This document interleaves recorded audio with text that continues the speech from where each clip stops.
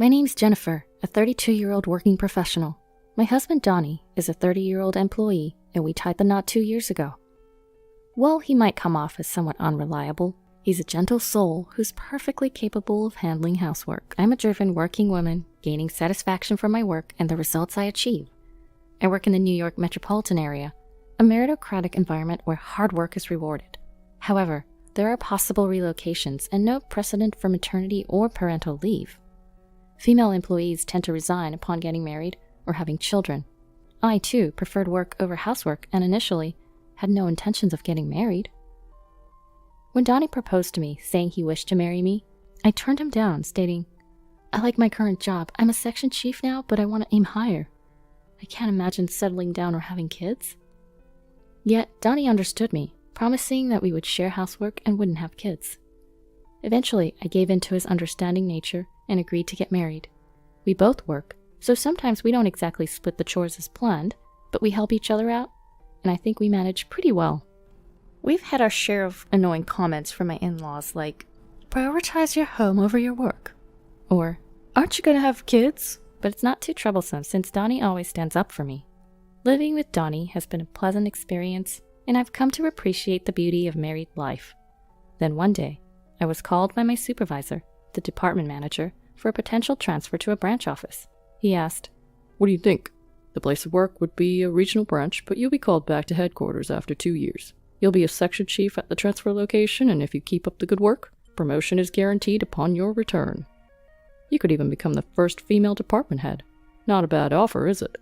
It wouldn't be an exaggeration to say that acceptance or rejection of this transfer determines if one is on the promotion track in my company. Everyone who's progressed to department manager or beyond has experienced a transfer. If refused, one would remain a section chief, with demotion or transfer to an irrelevant position being a possibility. Before marriage, I would have grabbed this opportunity without hesitation. But now, as a married woman, I felt restrained. I told my department manager, "Thank you for considering me. I personally would like to consider this positively. However, since this involves a transfer, I would like to discuss it with my husband. Could I get back to you after that?" He responded, "Oh, right, you're married. You can choose between going alone or moving with your family. Discuss it properly. I'll be expecting a positive answer." Upon returning home, I discussed this with Donnie. "I've been offered a transfer. I might have to go to the countryside, but if I work hard for 2 years, I can return here. If I continue to perform well, I can get promoted." "I want to accept this offer if you're okay with it, Donnie. We can either move together or I can go alone. What do you prefer?" Donnie seemed surprised at first, but after some thought, he responded, "Your dream can come true if you accept this transfer, right, Jennifer? I can't move with you because I have work here, but don't worry about me and go for it." With Donnie's encouragement, I informed the company that I would be moving alone for the transfer, and I began negotiating terms and conditions. As a result, the company agreed to cover my relocation expenses. Factors such as being treated as on duty during commute days when returning home from my remote work location, and an overall decent benefits package convinced me to accept the transfer to the branch office. Then I officially received the transfer order and decided to relocate to the countryside. It seemed I could rent a company apartment at a low price, so that's where I decided to live. On the day of the move, the movers had already transported my stuff, and my husband came to see me off at the station. "Thanks for seeing me off. I'll be in touch regularly and we'll try to come home as often as possible." "Yeah, I'll be waiting. Just because you're working remotely, don't go overboard." "You too." "It's about time. Take care." "Okay, I'm off." And thus my life as a remote employee began. I planned to return home during long holidays and slower weeks, but unexpectedly, trouble arose at the branch office right after my transfer. "I can't work under a woman. I can't trust someone who just came out of nowhere." I hit a local barrier as the employees wouldn't acknowledge me. I was the subject of baseless rumors.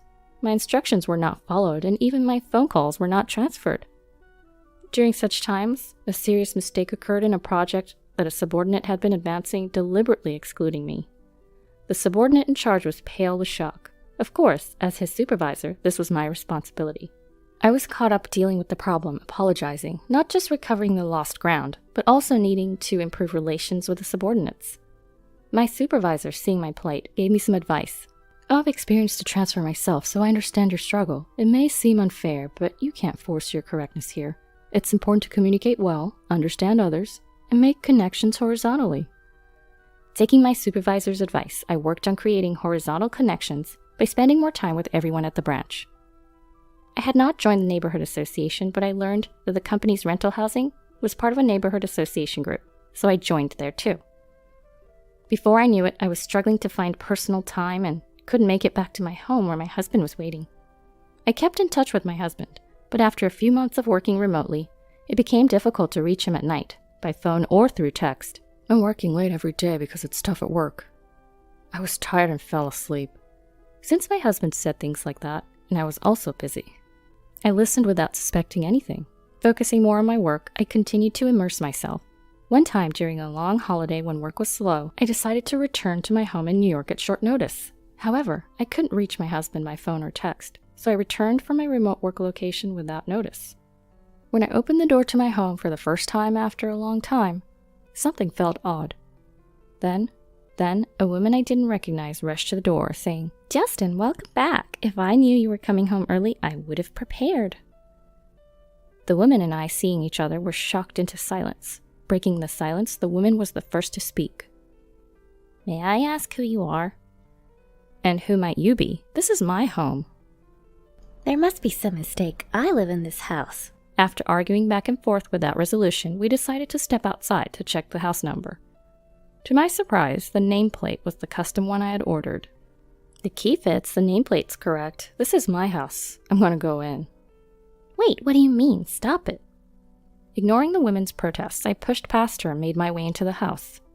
Once inside, I noticed everything had changed. The curtains, the furniture, all the interiors. There was a framed photo in the living room of my husband and the woman at a theme park. Mugs I had never seen before in the kitchen. Unfamiliar toothbrushes and skin toner in the bathroom, and women's shampoo and conditioner in the shower. The bed linen was a design I'd never seen before, and there was nothing of mine left in the wardrobe, just the woman's clothes. My husband's belongings were hidden in a room at the back of the house, as if the woman had moved in and taken over. While I was standing there shocked, I heard the front door open. "I'm home. Oh, Lola, did you invite a friend over?" "Justin, thank God you're back. This woman just barged into our house." The man that the woman had chosen as Justin was unmistakably my husband. Seeing me, my husband was startled. "What are you doing here?" "Donnie, since when did you become Justin? Can you explain what's going on?" I confronted my husband. "What are you talking about? This is Justin, right? Justin?" "Well, you see, Pressed by both of us, my husband was flustered. "Lola, this man's real name is Donnie. Isn't that what's written on your driver's license? And I'm Donnie's wife, Jennifer." "That's a lie. He said he was divorced." "Donnie, you're going to explain everything clearly, right?" "Jennifer, you hadn't come home much and I was lonely, so I casually signed up for a dating app and met Lola." "I see. So Justin is your alias on the dating app?" "No, that's not it. I thought it would be a problem if my real name came out, so I used a fake name, keeping my last name the same." "And why did you lie about being divorced?" "In Lola's dating app profile, it said, 'I've only ever attended all-girls schools and have never dated a man before. Looking for someone who's willing to be serious about a relationship with the goal of marriage.' That really tugged at my heartstrings, so I lied about being divorced to woo Lola, hinting at marriage, and we started living together." "Huh? Why would you do something like that?" At that point, my husband defiantly started to justify his actions. "It's your fault for always being away for work. It's natural for a man to desire a woman. We've been leading separate lives because of your business assignment and the overtime and weekend work. I just wanted a warm home where my wife would be waiting for me with dinner ready when I come home." I was shocked at this confession, as I'd always thought of my husband as understanding towards my work. "But that doesn't make what you did right. What you did is the lowest of the low. If you wanted to be with another woman, you should have divorced me first. Why didn't you do the right thing?" "I loved you both. I never planned on leaving either of you." "After all you've done, it was obvious I would find out when I came back. It's unbelievable that you thought you could hide and deceive me." "What? It's your fault for breaking your promise and not coming back here. If you'd just come back, I wouldn't have even thought about cheating." "What the heck? I've explained to you that work has been really tough and I couldn't help it." Our argument devolved into a shouting match, while the woman my husband was cheating with stood there, pale as a ghost. The other woman realized she'd been deceived by a married man and dragged into his childish game. "So it was all a lie. You've made a fool of me. I'm leaving right now." "Lola, wait, it's not what you think." My husband tried to stop the other woman. who was packing her things and about to leave, but his attempt was brushed off. "Don't touch me with your filthy hands. I can't believe a single word you say." Cursing my husband, the other woman left for her parents' home. I decided to punish my husband for this, gathering as much evidence as I could and bringing it back with me. Once I returned to my work assignment, the first thing I did was hire a detective to investigate my husband's mistress. The investigation revealed the woman was the daughter of an executive at my husband's business partner. I had a lawyer send documents proving the affair to both my husband's home and the other woman's parents. Upon receiving the documents, my husband protested, saying he didn't want a divorce. So I prepared myself for a long battle, even considering taking the matter to court. The other woman's family contacted my lawyer, and we decided to meet at their office. The other woman and her parents showed up and apologized to me. "We're so sorry. Even though we didn't know about it, our daughter has caused you so much trouble." "Our daughter is very serious and sheltered, so she's naive about the world. We're trying to arrange a marriage for her with someone we approve of, but she longed for a freer love. She met your husband without us knowing and got carried away without really knowing who he was. She said she met a divorced man on a dating app and wanted to move in with him. We told her to stop seeing this man, but she didn't listen. She was so caught up in her fantasies, she ran away from home to be with him. Our daughter was shocked to learn she was the other woman and blames herself. She's now attending therapy. We're willing to pay you a settlement of $50,000, and we ask that you keep this matter to yourself." The other woman and her parents shook hands with me firmly. "I understand your feelings. I will accept your apology on one condition. I'm preparing for a divorce, but my husband refuses to agree. If you're willing to cooperate when it comes to providing testimony if this goes to trial, I'll agree to the settlement." "Okay, we'll cooperate, but our daughter is young and we don't want a permanent record if this goes to court. Is there any other way we could assist you in punishing him? Luckily or unluckily, his workplace is our client." So, in an unexpected twist, the woman my husband cheated with and I joined forces. We conspired to teach him a lesson. His workplace would soon face a blow because he'd angered an executive at one of their client companies. This mess, of course, would be pinned solely on my husband. Back home, his parents, oblivious to the turmoil, were trying to reach out to him as they always did.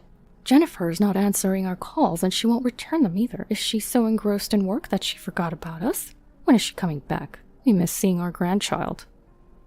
"Mom, you don't understand. I cheated on Jennifer while she was on her assignment, and now it looks like we're heading for a divorce." His mother responded, "That woman who neglects Donnie to focus on her job is to blame. Maybe it's better if you break up with Jennifer and get back together with the woman you had an affair with." Apparently, my in-laws figured that the other woman's family seemed wealthier than ours. So, they sided with my husband and his lover, launching a barrage of attacks against me. They repeatedly called me, but I blocked their calls. They started calling me at work. When I refused to speak to them, they came to my workplace, creating a scene and causing a ruckus. "Please let go of our son." "It's because you're such a woman that our son had an affair. He'd be happier with his lover, so stop getting in his way."